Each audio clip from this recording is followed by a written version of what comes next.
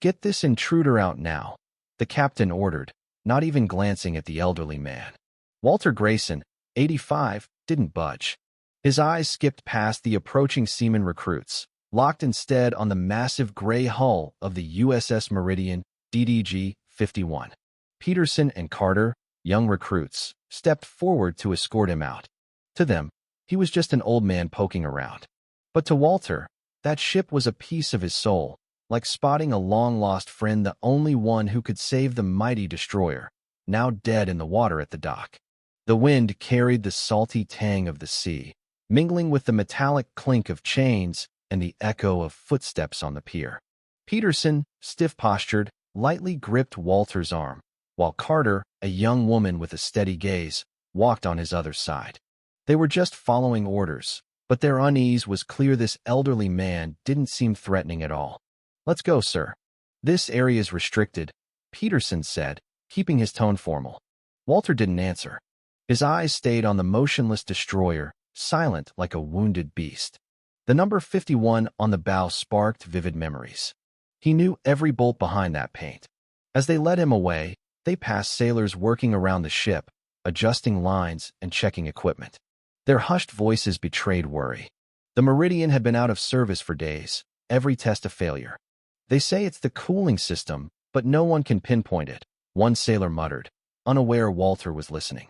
His gaze shifted to Captain Reynolds, who stood with arms crossed, face tight with irritation.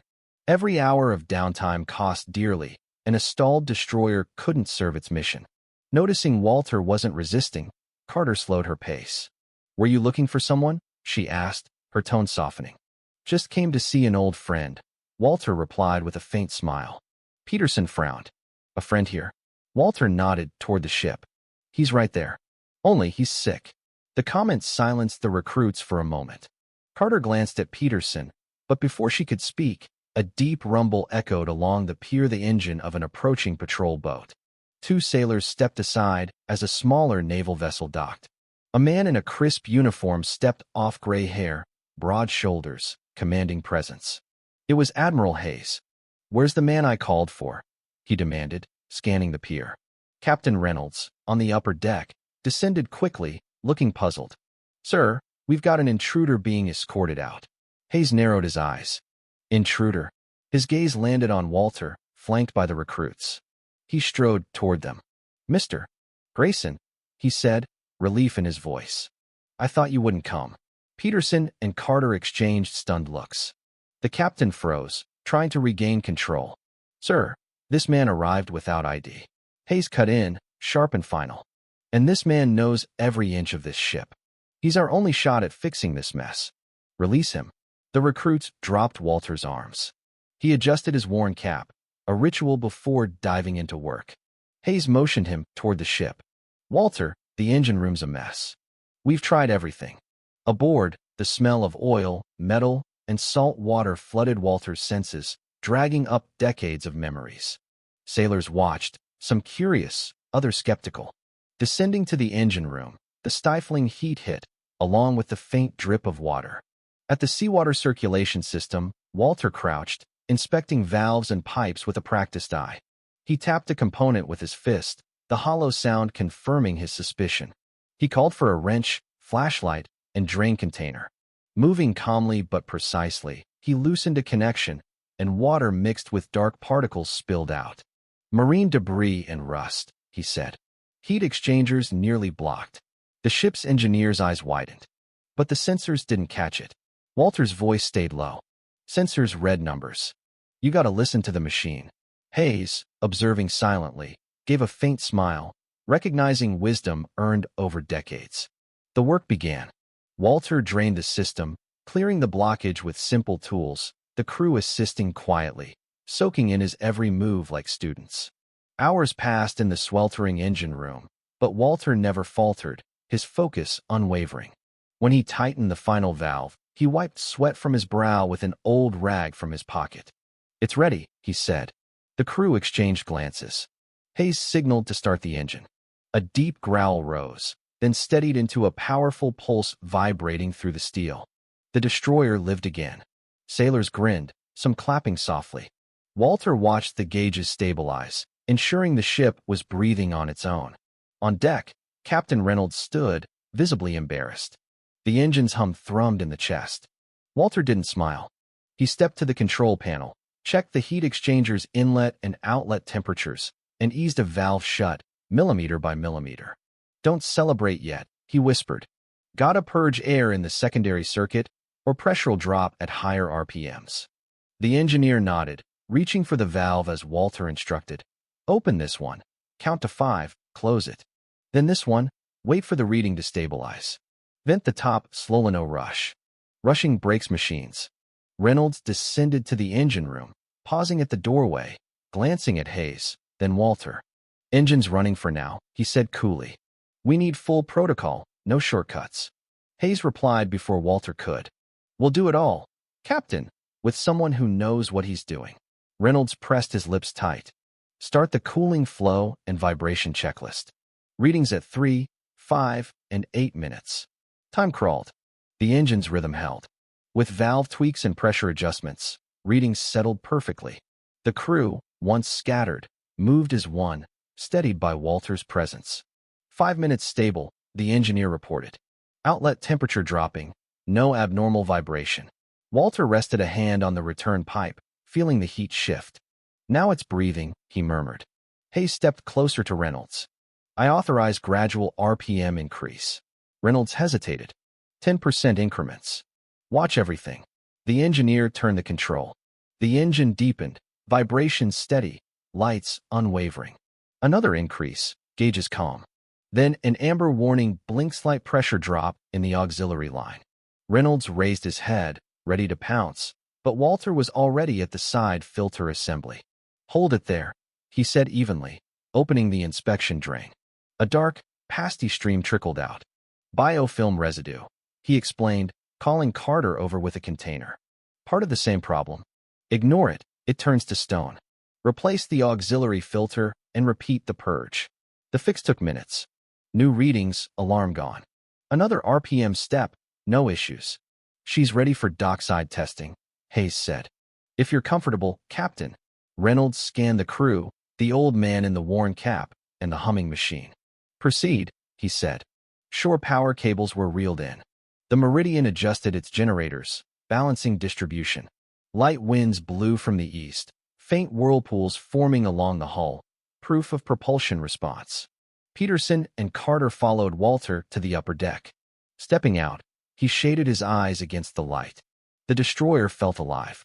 No triumph crossed Walter's face, just the calm of a job done right. "To the bridge," Hayes suggested. "Let's watch the test readings." On the bridge, screens showed clean propulsion and navigation data. The engineering officer reported steady readings.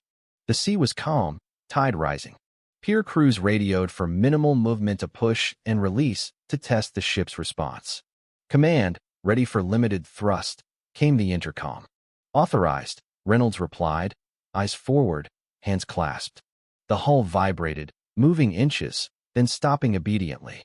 Heat exchanger temperatures held, pressure steady. "That's how a ship breathes," Hayes murmured. Peterson and Carter exchanged glances, relief and awe mixing. They'd learned something rare, experience commanding a room without raising its voice. "Dock test complete," Reynolds announced. "Prepare departure window today."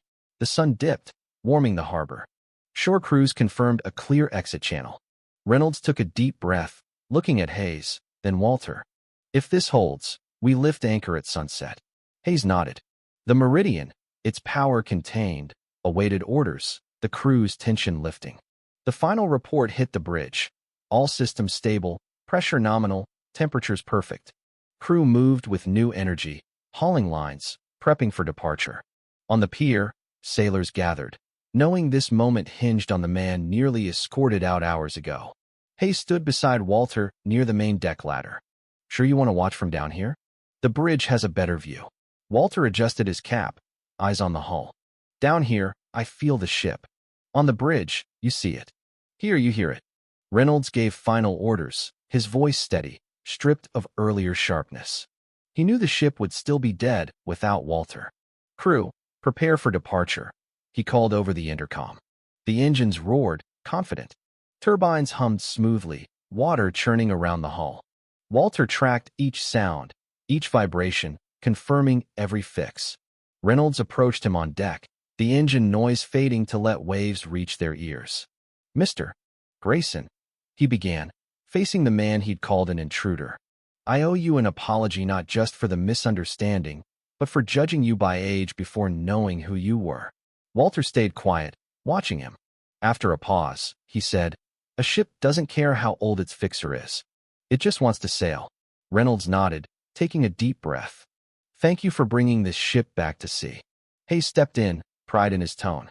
"This destroyer's more than steel and Ingenisit's living history. Today, history needed the man who built it." Ropes splashed into the water as the Meridian pulled from the pier, turning toward the horizon. Sailors waved farewell to those ashore. The engines blended with the wind, the ship gaining speed, steady and sure. Reynolds stayed silent, learning more that afternoon than in years of service. The sunset bathed the hull in gold as the Meridian moved out. Walter stood still, watching the giant he'd revived. The engine's deep tone seemed to thank him. On the pier, sailors whispered the story of the old man who brought the destroyer back. The ship reflected the orange glow, a small shape in the vast ocean. Walter took a deep breath, the moment sinking in. No speeches needed, the reward was in the engine's hum and the Meridian slicing through water. At the harbor's edge, he watched the bow cut deeper, its wake shimmering gold. Hayes stayed silent, sensing some victories need no words. Reynolds, nearby, wore the look of a man whose uniform felt lighter. Peterson and Carter stood quietly, absorbing the moment. Reynolds spoke, formality gone. "Mr. Grayson, we'll drop you at the next port, closer to home. But the Meridian's doors are open if you ever want to visit as an official guest." Walter glanced at him, sensing the sincerity, and gave a simple "thank you," then turned back to the horizon. The sunset deepened, painting the sea in orange and gold. The destroyer was a silhouette, shrinking with each moment, carrying finality and comfort. Walter felt the sea breeze, thinking this was the right way to end such a day, watching his work sail on. No more words needed. The engine's distant hum blended with the waves. The Meridian was just a shape in the ocean, thanking the man who brought it back to life.